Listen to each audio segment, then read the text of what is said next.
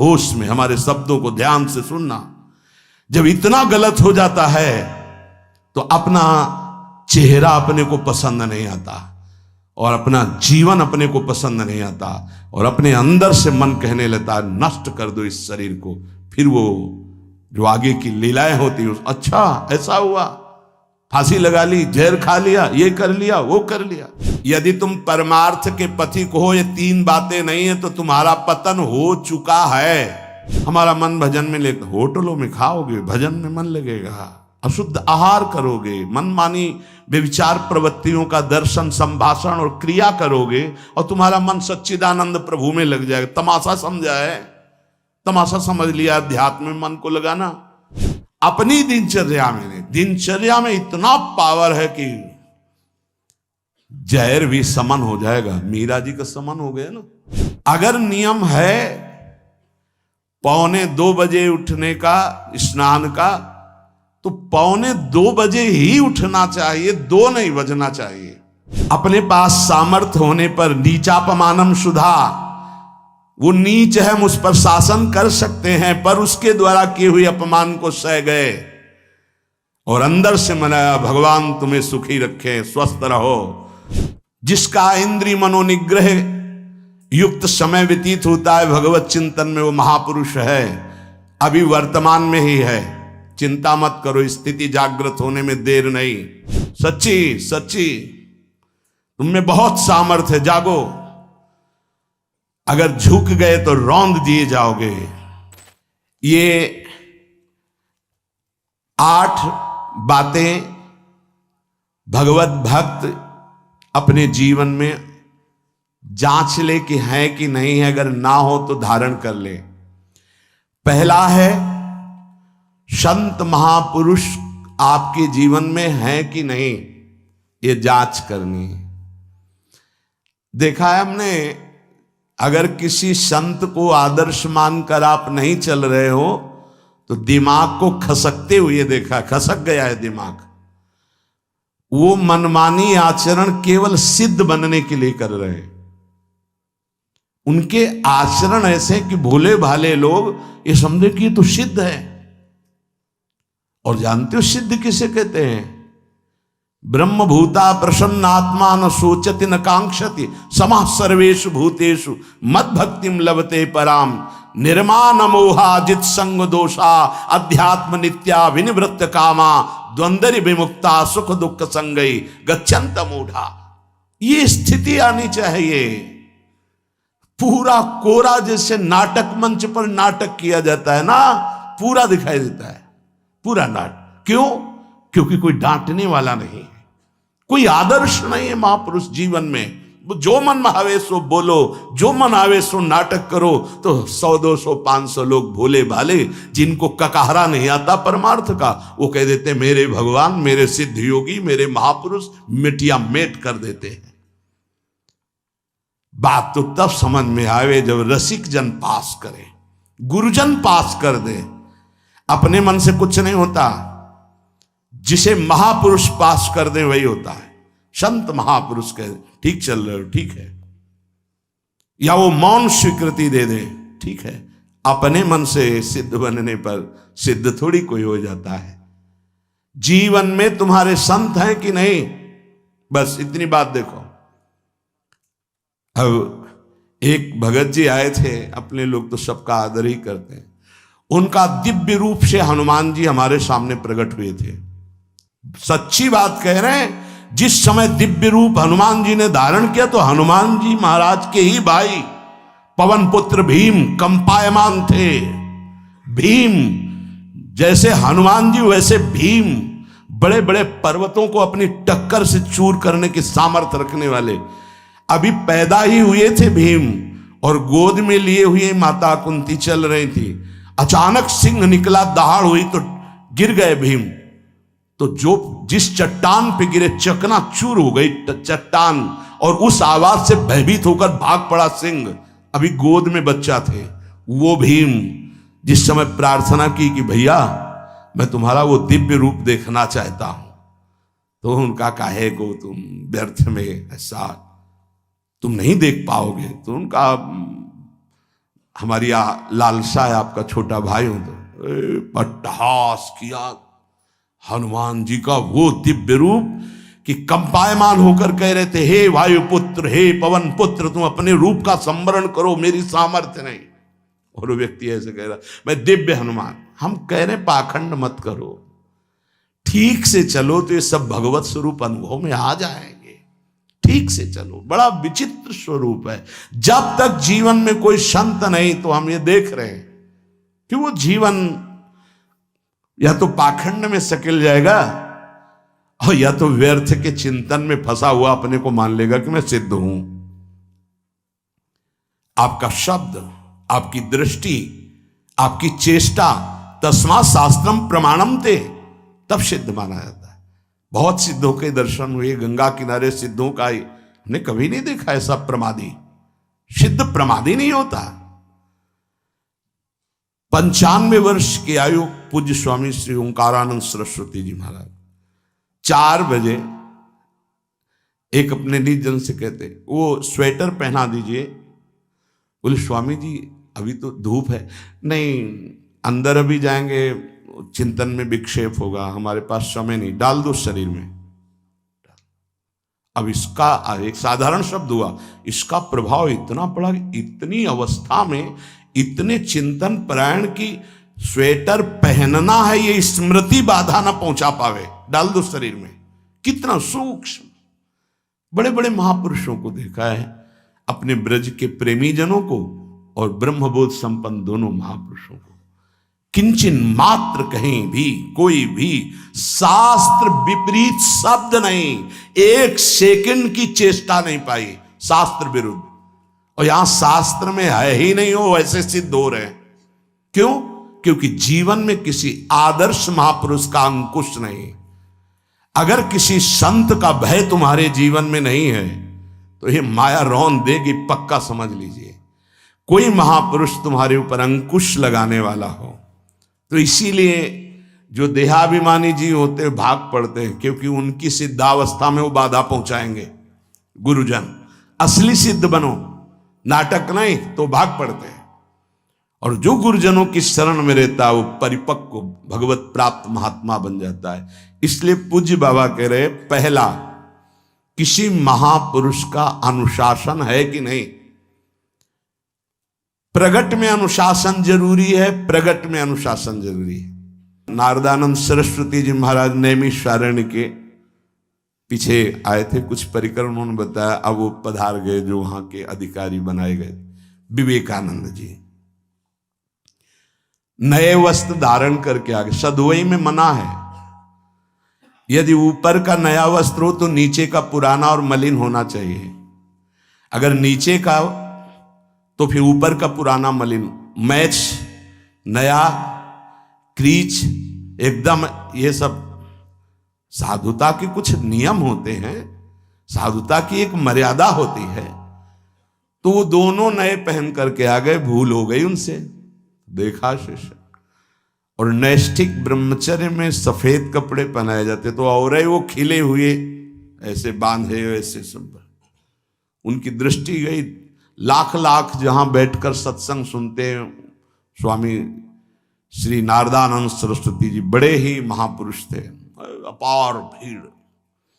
और सत्संग के बाद 1 घंटा सबको एकांत चिंतन करो। क्या वहां ब्रह्म ज्ञान का सत्संग होता था। प्रातःकालीन बेला पे जैसे अपने यहाँ सत्संग होता है, वहां थोड़ा विलंब होता था, 5:30 बजे।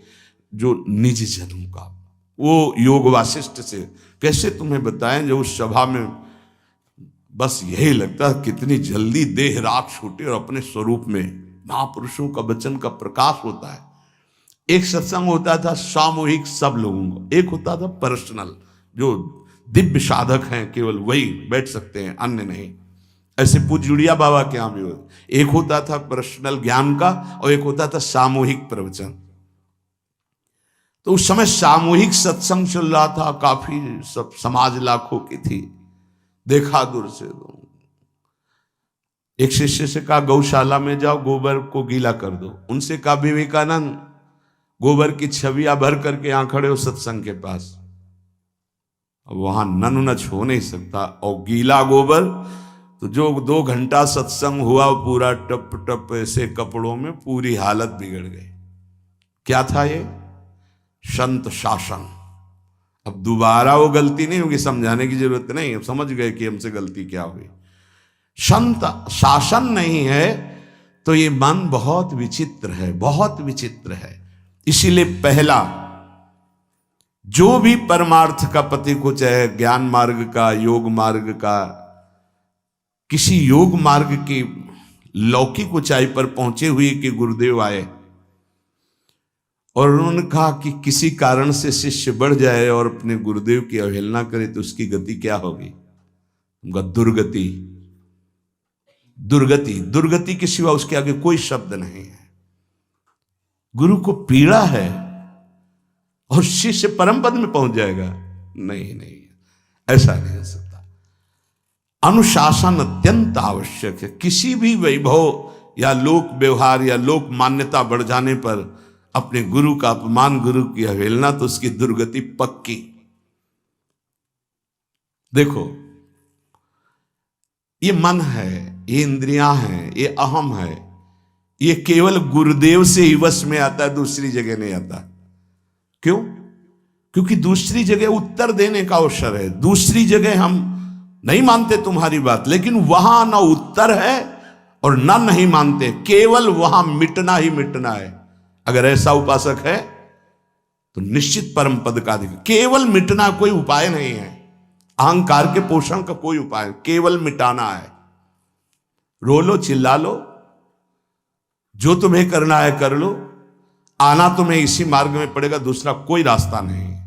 बलिहारी घेर करके नष्ट कर देते हैं हमारे मन की मनमानी को, हमारे अहंकार को। इसलिए जीवन में प्रगट में जिनके जीवन में संत हैं और वो स्वीकार करते हैं उनका अनुशासन, उन्हीं का जीवन प्रकाशित होता है, पक्का समझ लेना। दूसरा, भागवतिक मार्ग में चलने वाले उपासक को सांसारिक पुरुषों की मित्रता करके उनकी संगोष्ठी में नहीं बैठना चाहिए। इस बात को बहुत अच्छे से समझ लो। सांसारिक पुरुषों की जो वृत्तियां होती हैं उनमें बड़ा आकर्षण होता है भोगों का, प्रपंच का। जो साधक भ्रमणशील हैं, अगर वो गृहस्थों के यहां जाकर उनकी सैयाओं पर सोते हैं तो उनकी दुर्दशा क्या होती है चित्त की, वो खुद अनुभव करके देख ले। आज तो शास्त्रीय पद्धति को समझा ही नहीं जा रहा।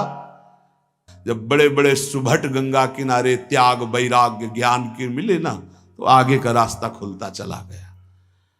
सांसारिक पुरुषों के समुदाय में बैठना था।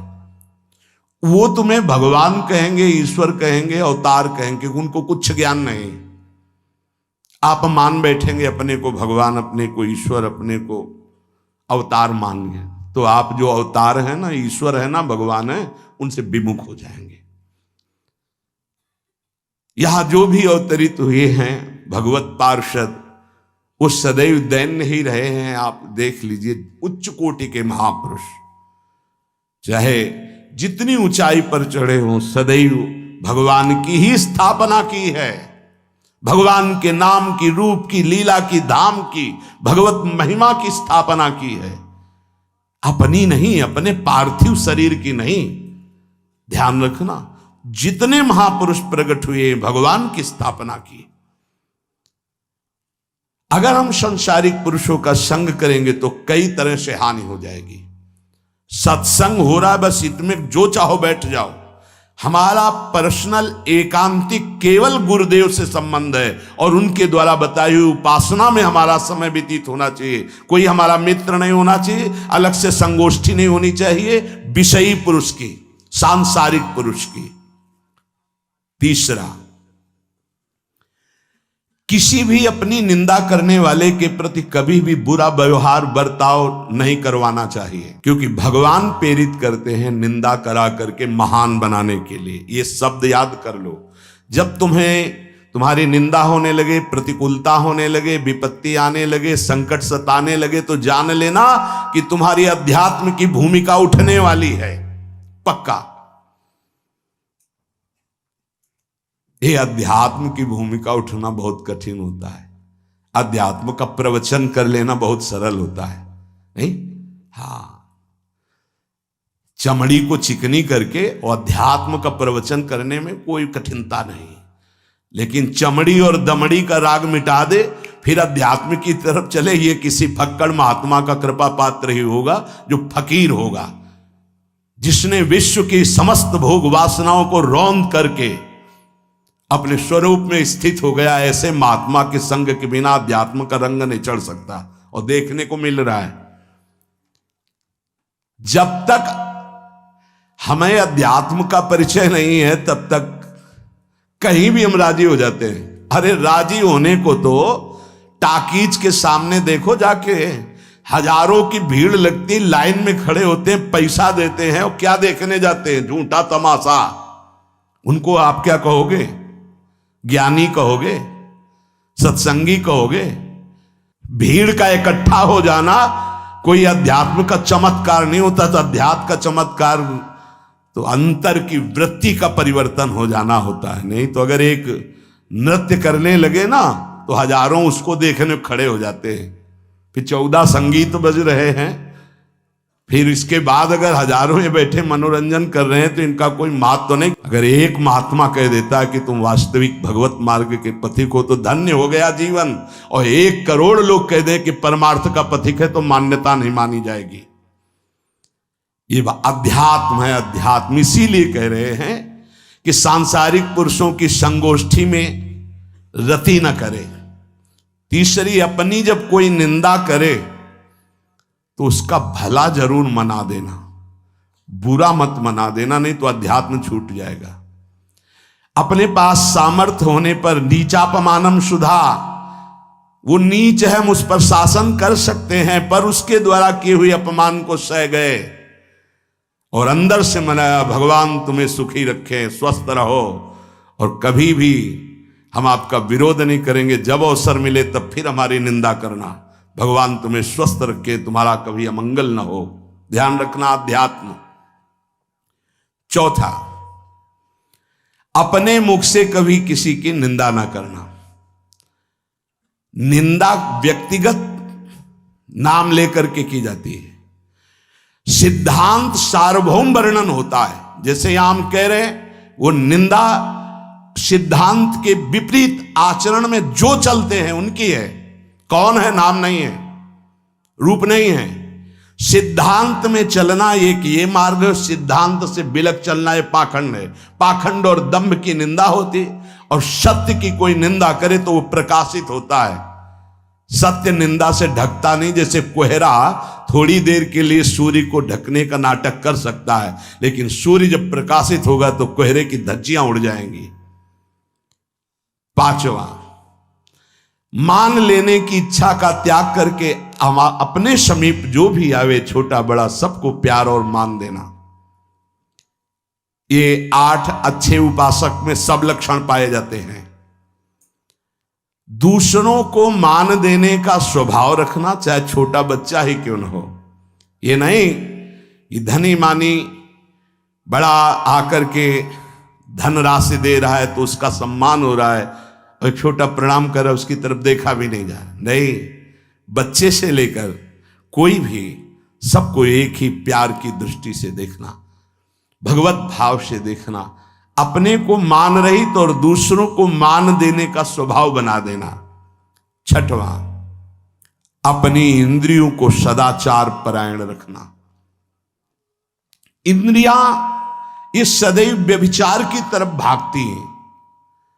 नेत्र व्यभिचार दोष, बार बार दूसरों के प्रति देखना आकर्षणकारी, कैसा भी दोष अंदर का भाव हो, नेत्र दोष। दूसरों की बातें सुनना, श्रवणेन्द्रिय दोष। वाणी से दूसरों की चर्चा करना, वाणी, ऐसे हर इंद्रिय अपने व्यभिचार में जाना चाहती है। सदाचार परायण उपासक होता है। कल की बात है, कल चिंतन हो रहा था श्रीमद् भगवत गीता जी का। अगर उपासक में सदाचार इंद्रियों की पवित्रता नहीं है तो ढकोसला के सिवा कुछ नहीं रहेगा। ये अच्छे से समझ लो। इंद्रियों का विलास चल रहा, खुला दिखाई देता है, खुला। वो एक दृष्टि होती है, उसमें दिखाई देता है। अंतर में ब्रह्म बैठा हुआ शांत मौन है और ये समझ नहीं पा रहा, केवल नाटक पे लगा हुआ है। अपना मन, अपनी इंद्रियां यदि संयम में नहीं है, सदाचार में नहीं है, तो ढकोसला ही है, आडंबर ही है, नाटक ही है। पक्का समझ लीजिए।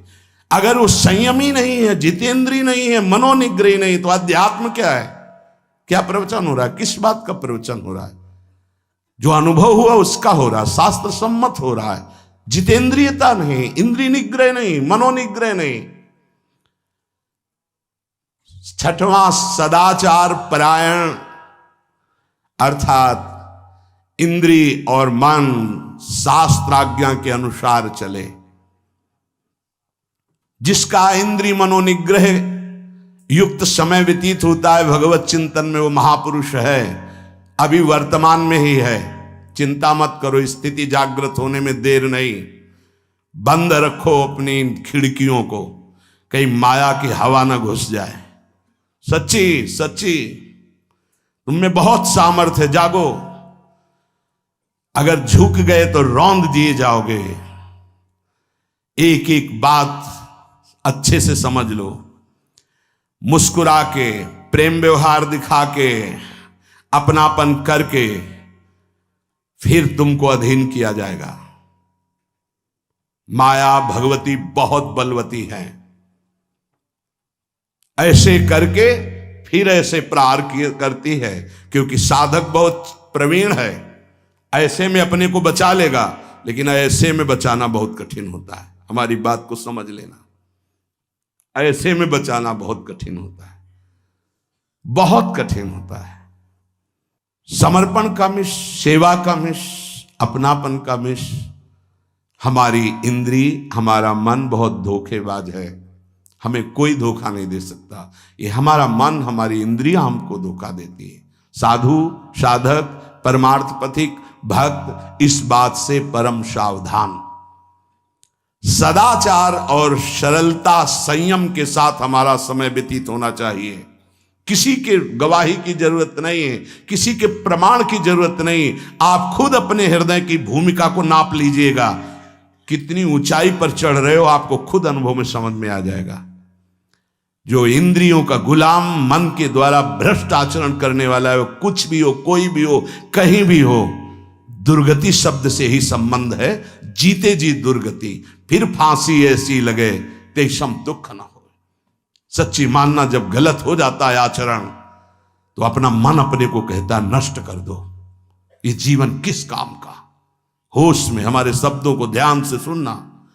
जब इतना गलत हो जाता है तो अपना चेहरा अपने को पसंद नहीं आता, और अपना जीवन अपने को पसंद नहीं आता, और अपने अंदर से मन कहने लगता है नष्ट कर दो इस शरीर को। फिर वो जो आगे की लीलाएं होती, अच्छा ऐसा हुआ, फांसी लगा ली, जहर खा लिया, ये कर लिया, वो कर लिया। वो इन्हीं इंद्रिय और मन की फिसलन को नहीं सह पाया। अच्छा, किसी महापुरुष का शासन नहीं था, नहीं, उस चूक में भी बचत हो जाती है। एक बहुत बड़े महापुरुष के समीप रहने वाले से चूक हो गई, तो उन्होंने अपने आसन के पास आसन लगवाया। सब साधुकों ने कहा कि बहुत बदनामी होगी, क्योंकि आपका नाम आगे है और वो आपके आश्रित है, ऐसा है किसी महापुरुष के। उन्होंने कहा तुम क्या समझते हो, ये बाया है, चूक हो गई, अब इसको कभी चूक नहीं होगी ऐसा बना देंगे, कभी त्रुटि नहीं होगी, इसको ऐसा बना देंगे। और वो फिर ब्रह्मावर्त बिठूर में रहे, और बहुत अच्छे महात्मा हैं, अब भी हैं। अगर संत का शासन है और आपसे चूक भी हो जाती है तो ऐसा बना देंगे कि दोबारा चूक नहीं होगी। पर इंद्रिय और मन को छूट देकर मनमानी आचरण करने वाला कभी साधक नहीं हो सकता, पक्का। और आप सच्ची मानना, आपकी एक बार इंद्रिय मन छूट हो गई तो जिंदगी भर दबे रहोगे, दहाड़ने लायक नहीं रहोगे। माया तुम्हारे को सदैव कोसती रहेगी, तुम्हारा हृदय जलता रहेगा। ऐसा कैसे हो गया, ऐसा कैसे हो गया। जब ऊंचाई की तरफ सोचोगे तो सामने वो अगर प्रायश्चित करके मिटा दिया है तो बात है, नहीं तो वो कर्म सामने आ जाएगा। लगेगा नहीं हम इस ऊंचाई लायक नहीं है, नहीं हम इस ऊंचाई लायक। आपसे प्रार्थना कर रहे, अगर चूक हो गई हो तो उसको मिटा दो, नहीं आगे बढ़ने में बाधा पहुंचा देगा। अपने गुरुजनों से सलाह करके उसका प्रायश्चित कर लेना चाहिए। अगर गुरुजन कर दे जाओ कुछ नहीं तो कुछ नहीं, खत्म खेल, वो निपटा देंगे, वो करुणामय है, उनमें बड़ी सामर्थ्य है। पर छठवां सूत्र, सदाचार संयम जितेंद्रियता मनोनिग्रह साधक में होना ही चाहिए। जो साधक एकांत में मनोरंजन करके अपने जीवन को नष्ट कर रहे हैं, अच्छा होता गृहस्थ धर्म में रहते, बाल बच्चे पैदा करके मेहनत करके धर्म पूर्वक कमाते और समाज की सेवा करते। यदि अखंड ब्रह्मचारी वैराग्य मार्ग के पथिक हो तो चूक ना होने पावे प्रार्थना करते हैं। इंद्रियों को शिथिल ना होने देना, मन को शिथिल मत होने देना, नहीं तो ऐसा बंधन ये बांध देते हैं कि बड़े बड़ों को सर झुकाकर चलना पड़ता है, रौंद देती है माया। ध्यान रखना, सर उठाने लायक नहीं रह जाता। अगर इंद्रिय जन्य भोगों का आकर्षण नष्ट कर दे तो अपना मन अपने को जलाता रहता, धिक्कार देता रहता। कैसे हो गया ऐसे? तो कैसे हो गया? कीन हो इसका वहू अभिमाना, सुख हो वंचा कृपा निधाना। कहीं अभिमान हो गया कि मैं ब्रह्मचारी हूं, मैं जितेंद्री हूं, मैं मनोनिग्रही हूं, तो ठाकुर जी ने दाना फेंक दिया, देख भला मनोनिग्रही है तो मत चुन। लेकिन कृपा पात्र साधक पुनः अपने आप को सावधान करके सदाचार में ही स्थित रहे। आज सदाचार को समझा ही नहीं जा रहा कि सदाचार है क्या। सातवां, किसी भी पद को साधक कभी स्वीकार न करे। समाज में बड़े पद मिलते हैं, यहां भगवत प्राप्ति की वार्ता हो रही। किसी भी पद, किसी भी सम्मान को स्वीकार न करें। ये सब उपाधियां हैं, अगर उपाधियां स्वीकार की तो उपद्रव शुरू हो जाएंगे। कोई उपाधि स्वीकार न करो तो इतने महान बन जाओगे कि पूरे विश्व में तुम ही होगे। ये भी बात याद कर लो, कोई भी छोटी मोटी उपाधि स्वीकार की तो उस महान को नहीं प्राप्त कर पाओगे। विश्व में तुम ही होगे, या तो ज्ञान में तो एक तुमसे बड़ा कोई है नहीं, और अगर भक्ति में तो तुमसे छोटा कोई नहीं, तो विश्व में तुम ही तो हुए ना। सब बड़े और आप छोटे, विश्व में आप त्रणादपि सुनीचेन, और ज्ञान तो हम ब्रह्मास्मि, सबको समेट लिया अपने में, एक के सिवा दूसरा कोई नहीं। यह है उपाधि रहित महापुरुष की स्थिति। कोई उपाधि स्वीकार न। अनंत ब्रह्मांडों का महारत्न इंद्र नीलमणि, जहां जहां भक्त मेरा चरण रखे वहां वहां रखूं हाथ, पीछे पीछे मैं फिरूं कभी न छाड़ूं साथ। इससे बड़ा कोई पद होगा? निरपेक्षम मुनिम शांतम निर्वैरम समदर्शनम अनुब्रजाम्य हम नित्यम पूये यत्यंगुरेणु भी। जिसकी चरण रज लेने के लिए परब्रह्म परमात्मा पीछे डोलता है, वो है ये पद। जब कोई पद नहीं स्वीकार करता तो ये पद प्राप्त होता है। इसलिए सातवां, किसी भी उपाधि को, पद को साधक कभी स्वीकार न करे। आप यहां के अमुक बन करके अमुक नहीं, सेवाएं सब हैं पर सेवक हूं, कोई पद नहीं। देख लो बड़े बड़े महापुरुषों को। पूज्यपाद उड़िया बाबा जी ने जब देखा तो दंड का विसर्जन कर दिया कि पद की तरफ एक घसीट रहा है। गंगा जी में महाप्रभु चैतन्य देव ने गंगा जी में जो हमारे परम पद के बीच में आएगा वो सबका प्रवाहित कर देना ही उचित है। बहुत समझना, पूरे जीवन भर याद रखना, यह अध्यात्म है। अध्यात्म कभी कोई भी उपाधि स्वीकार ना करे। तो बहुत जल्दी उपाधियां सामने लिख दी जाती है, तभी कोई वो स्थिति ही नहीं आती। उपाधि, हमारे ब्रजमंडल में एक से एक महापुरुष हुए हैं। बाबा प्राण धन रहे हैं, कितने संत महापुरुष, और उनको यहां प्यार से ब्रजवासी जन मेरो बाबा प्रिया प्रीतम के लाडले। कोई उपाधि नहीं, कोई पदवी नहीं, कोई प्रतिष्ठा नहीं। और आठवां, ये आखिरी, किसी भी परिस्थिति में अपने आराध्य देव का चिंतन ना छूटने पावे, पूर्णता। ये तभी हो सकता है जिसके जीवन में ये तीन बातें हैं। आखिरी वाली बात, किसी भी परिस्थिति में अपने लक्ष्य का चिंतन न छूटने पावे। ये तीन बातें जिसके जीवन में हैं तो ये आखिरी बात पूर्ण होगी। आखिरी और पहली दो बहुत जोर की बात थी। पहली थी किसी संत महापुरुष का शासन, और पूर्णता आई किसी भी परिस्थिति में अपने लक्ष्य का चिंतन न छूटना। बीच में अपने आप सब आ जाएगा।